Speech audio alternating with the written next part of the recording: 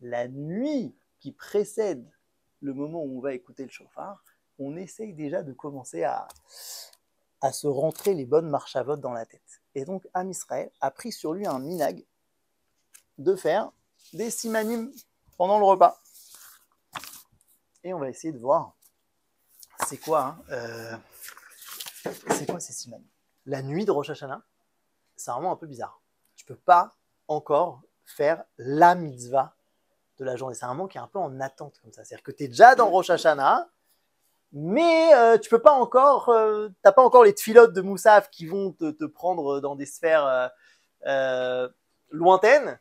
T'as pas encore le chauffard pour te rentrer le son de ta nature intérieure dans ta tête. Et donc, Am Israël, il a pris sur lui pendant la nuit de commencer un petit peu le travail. Et ce travail se commence avec les simanim. Alors, les simanim. Qu'est-ce qu'un siman, Raverot? Un signe. Qu'est-ce qu'un signe? Eh bien, un signe, c'est te montrer le chemin vers. C'est-à-dire, c'est pas la chose en soi. C'est-à-dire que, venez, on fait bien la différence entre le Seder de Pessah et le Seder de Rosh Hashanah. Rien à voir. C'est-à-dire, Seder de Pessah, quand tu manges de la matzah, c'est pas un siman. C'est la chose en soi.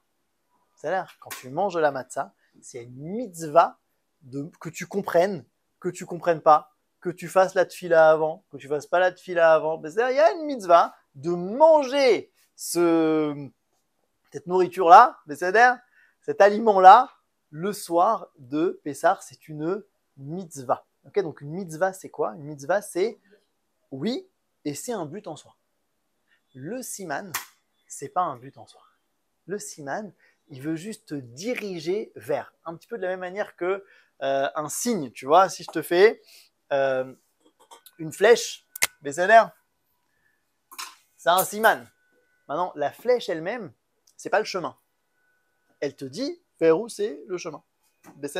Donc c'est pareil, les simanim de Rosh Hashanah, ils sont là pour nous montrer quelque chose. Si quelqu'un il fait les simanim de Rosh Hashanah de manière un peu, tu vois, nerveuse, de manière en mode il faut absolument pour avoir une manière un petit peu comment on dit, mystique, tu vois, du genre si je mange une pomme dans le miel, alors j'aurai une bonne année, tu vois, un peu magico superstitionnel. Et ben il est passé à côté du truc. Okay, le Shla Akadosh il te dit que le Ikar du Siman, c'est la tfila qu'on fait avant. Ça veut dire quoi? Ça veut dire la prise de conscience. Okay, tu sais quoi? Il y a plein d'années où j'ai pas de tête d'agneau à table. Bon, c'est embêtant. Okay, et ben tu peux prendre une photo, un dessin de tête d'agneau et dire le Yehiraton. C'est Besséder. Je peux pas faire ça à Pessah. Okay, j'ai pas de matzah. Je peux pas prendre une photo de matzah ou prendre un autre truc à la place. C'est quelque chose de mamachi. Là ici, le siman, c'est pour t'éduquer à quelque chose. Okay, c'est pas une fin en soi, d'accord? Et donc, si on met toute notre concentration sur faire exactement comme il y avait chez mamie, tel siman, puis tel siman, et puis ta femme, elle n'a pas préparé le siman qu'il y avait chez ta mère parce que truc, alors tu t'énerves, etc. T'es passé à côté du truc. Zélo, c'est pas ça qu'on te demande. C'est-à-dire, ce qu'on te demande, c'est. Alors, on va voir, c'est quoi qu'on te demande du coup. C'est-à-dire, si c'est un siman et si ça te dirige vers quelque chose, ça veut dire qu'avec tous ces simanim là, on t'éduque vers quelque chose, on va voir quoi. Les simanim, Bégadol, c'est des jeux de mots. En gros, pas toujours, mais c'est beaucoup des jeux de mots. C'est-à-dire que tu prends un truc en fait, par exemple, une date, Bécéder. Comment on dit une date en hébreu? Tamar, Bécéder. Et tu fais un jeu de mots avec Tamar, mais un truc hyper lointain. Ça veut dire, c'est quoi? Vous connaissez le hiératon sur la Tamar ou pas? C'est chez Yitamu Oivenu. Ok, c'est même pas, il y a même pas vraiment le mot Tamar dedans. Il y a ok la racine Tam, mais ça veut dire en gros. Alors, c'est quoi le truc de ces jeux de mots? Ou parfois, c'est même pas des jeux de mots. Parfois, c'est stam des propriétés. Par exemple, la pomme dans le miel. Ok, on va commencer avec la pomme dans le miel. La pomme dans le miel, c'est quoi la propriété de la pomme, dit la Gemara? C'est que c'est un fruit qui sort avant les feuilles.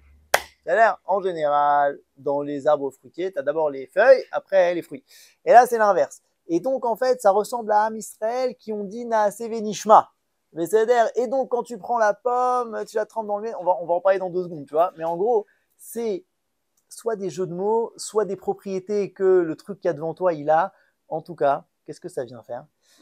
Ça vient t'éduquer à regarder toute chose dans le monde et à essayer de manière active, Ken, par ton regard, par ta tfila, par tes pensées, à lui donner sa place, c'est-à-dire à le diriger positivement.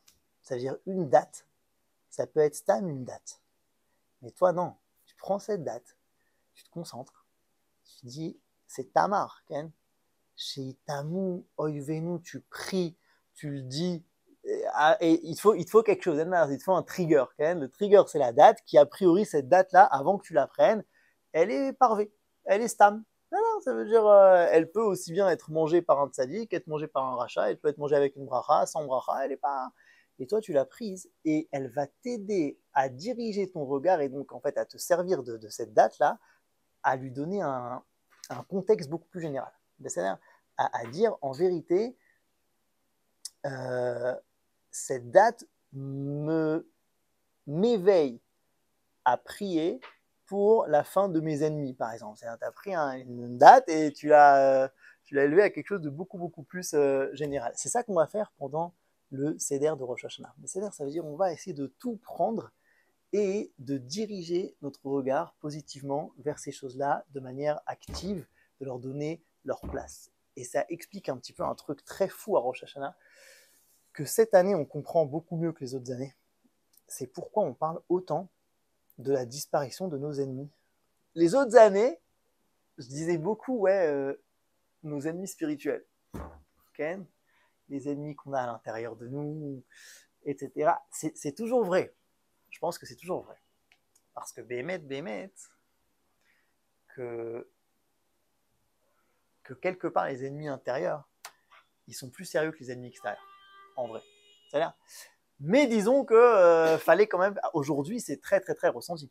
C'est-à-dire, aujourd'hui, quand tu pries pour que soient exterminés nos ennemis, il n'y a pas de problème. C'est-à-dire, il suffit d'ouvrir un tout petit peu les infos, et ta tefila, elle a une kavana.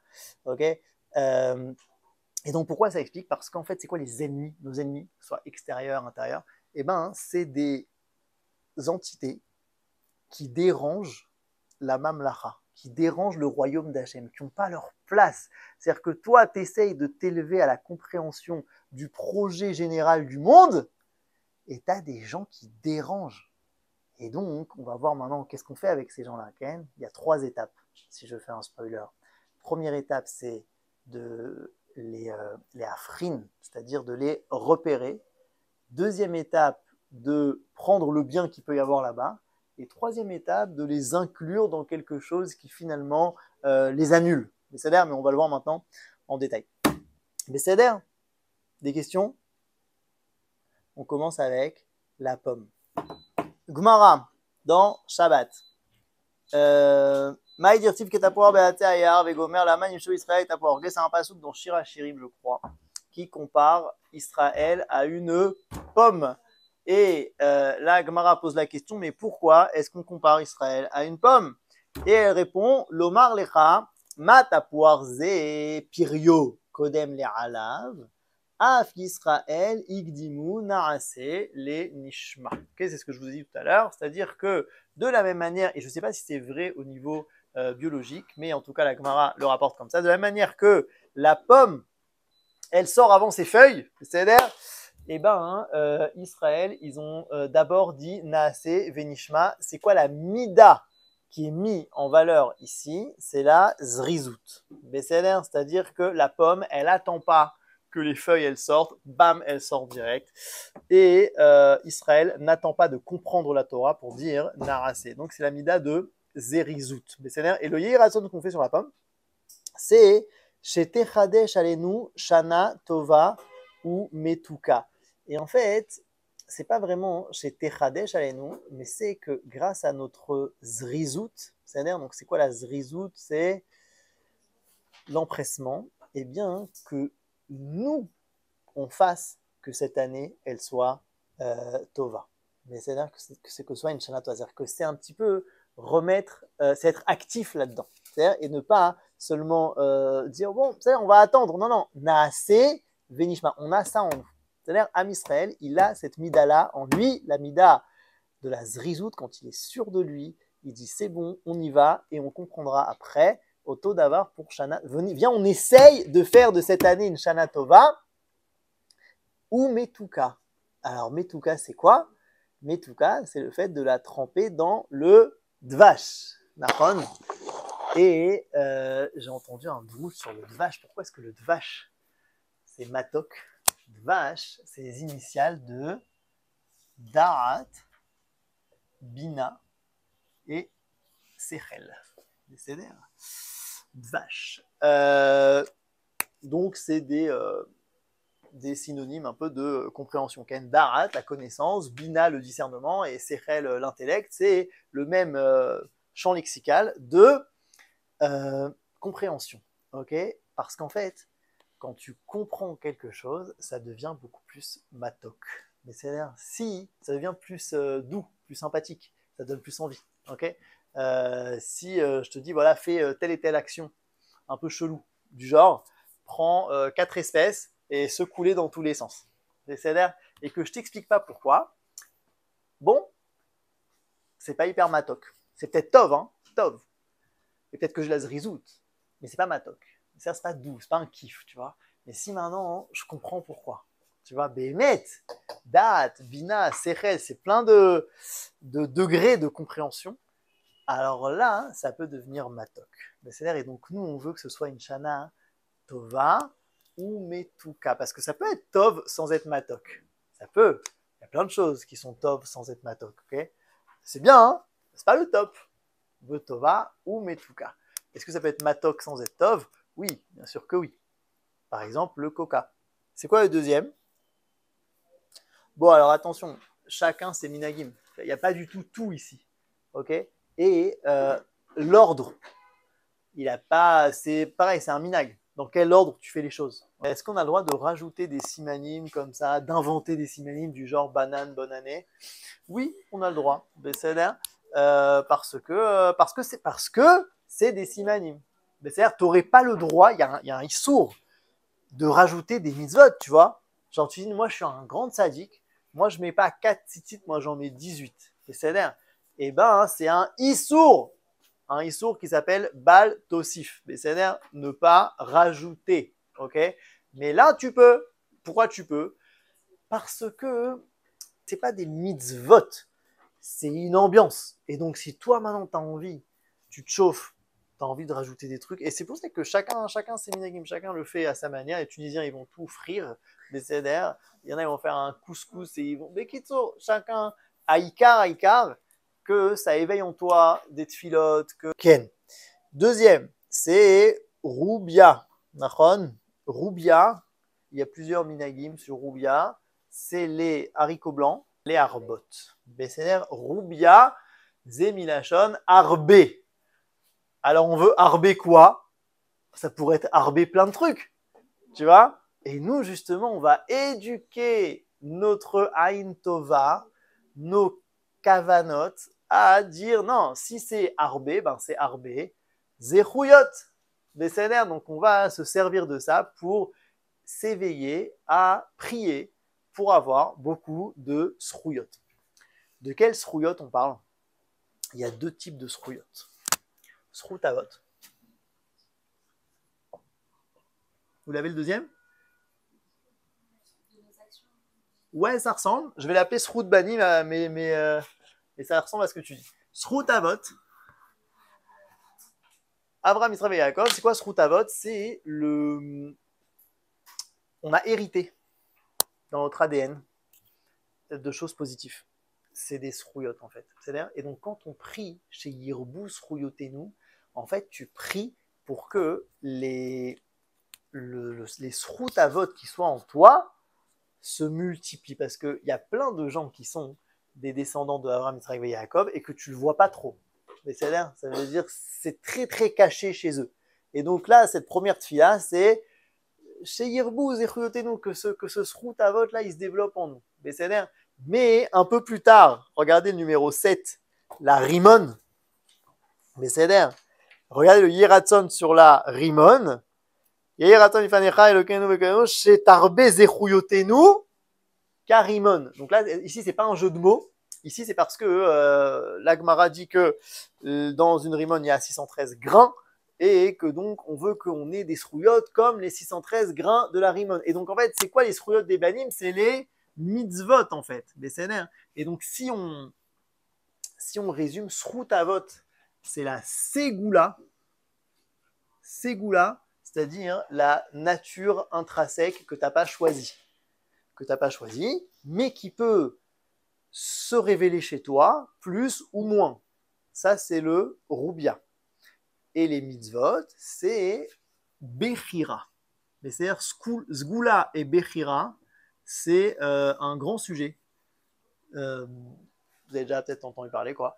Et bechira, c'est quoi? C'est ce que tu as dit, c'est-à-dire nos choix, le choix de nos actions, c'est-à-dire les mitzvot. Et donc, en fait, il y a deux yehiraton. Un yehiraton que les échouillotes intrinsèques, naturels se développent en moi, et un yehiraton que je fasse aussi des bons choix. C'est parti pour Karti, Silka et Tamar. Les trois, ils vont ensemble. Karti, c'est les mêmes lettres que le mot Takir. C'est-à-dire quoi Takir? Ouais, connaît. Ça veut dire et Karti dans le pshat, c'est karet, ken? Karet qui veut dire retrancher. Donc en fait, il faut que tu réussisses à reconnaître ce que tu dois retrancher. Regardez la Gemara qui parle de ça. Donc je suis au numéro 3, la Gemara dans Brachot. Mais ematai korin et shema beshacharit mishe yakir ben trelet le lavan. Rabbi Eliezer Omer ben trelet le karti. C'est à partir de quand on peut lire le Kriyat Shema? À partir du moment où il y a un peu de lumière. Ok, mais comment je sais? C'est quoi le premier moment où il y a assez de lumière? Il y a une opinion dans la Gemara qui dit c'est à partir du moment où tu peux reconnaître la couleur entre le trelet c'est bleu azur, et karti qui est en fait du vert un peu clair comme ça. Donc c'est vachement fin, quand même. Et à partir du moment où il y a assez de lumière pour les akir, le karti, alors tu peux lire Kriyat Shema. Besséner, ça c'est le karti. Et c'est quoi le Yehiratson? Yehiratson, milefanecha Hashem le sheyikartu sonenu. Ok, donc on est sur les ennemis, que soient retranchés nos ennemis. Besséner. Et donc, de quel ennemi on parle en premier lieu? Premièrement, on veut les reconnaître. C'est pas forcément facile. C'est-à-dire qu'il y a des ennemis aujourd'hui, c'est facile à les reconnaître. Et tu as des ennemis, c'est pas forcément facile. C'est entre le bleu azur et le vert poireau. Karti, c'est le poireau. C'est pas facile. Et donc, premier Yehiratson, qu'on sache les afrin, qu'on sache séparer, retrancher, reconnaître ce qui est bon et ce qui est pas bon. Celui d'après et celui d'après, ils vont ensemble. Les trois, ils vont ensemble. Ensuite, on a Silka. Silka, c'est Selek. C'est quoi Selek? C'est la betterave. Et le Yehiratson, c'est Sheyistalku Oivenu. Sheyistalku, ça veut dire qui s'en aille. Mais en araméen, Selek, ça veut dire la halot, Salka. Donc en fait, Sheyistalku Oivenu ici, c'est d'essayer de les élever, nos amis. C'est quoi les élever? C'est essayer de, comme le principe de élever les étincelles, je ne sais pas si ça vous dit quelque chose, c'est en gros les trucs positifs qu'il peut y avoir là-bas, d'essayer de les prendre. Ce qu'on dit chez Istalko et Venu, c'est qui s'en aille, mais avant qu'il s'en aille, si on peut juste prendre les parties de bien qu'il y a là-bas, c'est une bonne chose. Donc, séparation, élévation, et le troisième, Tamar, Yehiratson, Sheyitamu, Sonenu, Veuvenu. Sheyitamu, ça veut dire qu'ils deviennent Tam. Alors Tam, ça veut dire deux choses. Ça veut dire à la fois fini et à la fois complet. C'est-à-dire que chez Tamu Oivenu, c'est d'arriver finalement à les inscrire dans quelque chose de plus grand, de leur trouver leur place en fait. Ça le truc, leur trouver leur place. Vous connaissez ce truc-là? Pourquoi est-ce qu'on sonne du chauffard? La Gemara, elle pose la question, pourquoi est-ce qu'on sonne du chauffard? Tokim, Marie, mais encore Tokim, genre dans plusieurs ordres différents. Réponse de la Gemara assez bizarre. Vous connaissez cette réponse? Kedé les arbev et à Satan. Ok? Les arbev, ça veut dire embrouiller, mais ça veut dire mélanger. Ok? Ça veut dire quoi? Comment ça met arbev et à Satan? Un petit peu comme quand tu mélanges du sucre dans ton café. C'est-à-dire que tu as du sucre au début, il est différent de ton café. C'est une solution hétérogène. Ouais. Et puis tu mélanges et ça devient homogène. C'est-à-dire, ça veut dire qu'en fait, il a trouvé sa place. Il n'y a plus quelque chose. Et le Satan, par excellence, c'est celui qui essaye, le Satan, il stotte que tu dévies. C'est-à-dire, et les tkiyat shofar qui te ramènent à toi, en vérité, ça prend le Satan et ça lui dit aujourd'hui, t'es méourbav, t'es mélangé avec, il n'y a pas de Satan. C'est-à-dire, aujourd'hui, on a compris ta place. Ça va pas? Donc, chez Itamu, Sonenu, c'est entre guillemets de les inscrire dans quelque chose de grand, de les améliorer, de leur donner leur place. Je pense que si on arrive à comprendre profondément qu'est-ce que nos ennemis sont venus réveiller chez nous, et ben en fait, ils disparaîtront. C'est là, en attendant, bien sûr qu'il faut les tuer, tu vois. Mais c'est-à-dire, si tu me demandes maintenant, c'est quoi qui nous fait plus gagner la guerre contre le Hamas ou contre le Hezbollah? Est-ce que c'est d'envoyer nos meilleurs soldats là-bas et de se battre contre eux, mamash? Ou est-ce que c'est, tu vois, d'enseigner à Am Israël que c'est un peuple qui doit être uni, qui a un rôle, qui a une légitimité sur cette terre, qui ne peut pas laisser d'autres personnes l'empêcher de faire son rôle, etc. Tu vois ce que je veux dire? Si le niveau de conscience qu'il y a chez nous, il augmente, alors le niveau d'action négatif des ennemis va aller en diminuant. Donc si déjà cette compréhension-là, elle est claire, tu te trompes pas d'ennemis en fait, tu vois, tu mets pas toutes tes forces, non, t'envoies des tanks, t'envoies des soldats, tu les tues, tu vois, mais tout en sachant que Bassov, ils sont venus pour réveiller quelque chose, il y a un tafkid, tu vois ce que je veux dire, et plus tu es conscient de ce tafkid-là, et plus tu fais le travail chez toi, et plus finalement, Bassov, ils disparaissent, Vézémitarbev.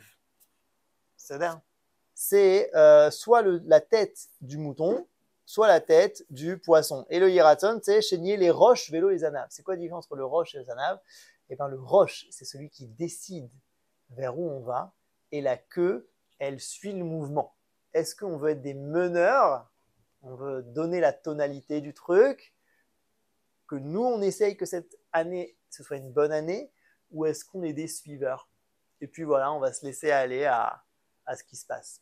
Et le dernier, une carotte, chez Tigzor Ainu Xerot Tovot. Alors, j'avais entendu pourquoi est-ce que le mot Xera, qui veut dire donc un décret, c'est le même mot que le mot carotte. J'avais entendu comme ça. C'est quoi ça? C'est une carotte. C'est quoi ça? Non. C'est une carotte dans la terre. Et quand la carotte elle est dans la terre, tu ne vois qu'un petit bout et tu sais pas tout ce qu'il y a en dessous. Et ben, c'est pareil avec la xéra. C'est-à-dire que quand il y a un décret, que ce soit un décret de Chachamim, un décret d'Hachem, et ben, tu ne vois qu'un petit bout et tu sais pas tout ce qu'il y a derrière. Et donc, Yair Hatson, que ce soit des xérot tovot, ça veut dire que ce que tu vois des xérot, ce soit tov, que ce soit que même la partie que tu vois et que tu sais pas, que tout soit tov, parce que forcément, si ça vient d'Hachem, même les choses qui t'ont pas l'air tov, elles sont tov, mais elles sont tov profondément. Alors là, on espère que tout soit tov. Ça va pas? Amen, Keni Ratson, Shana Tova.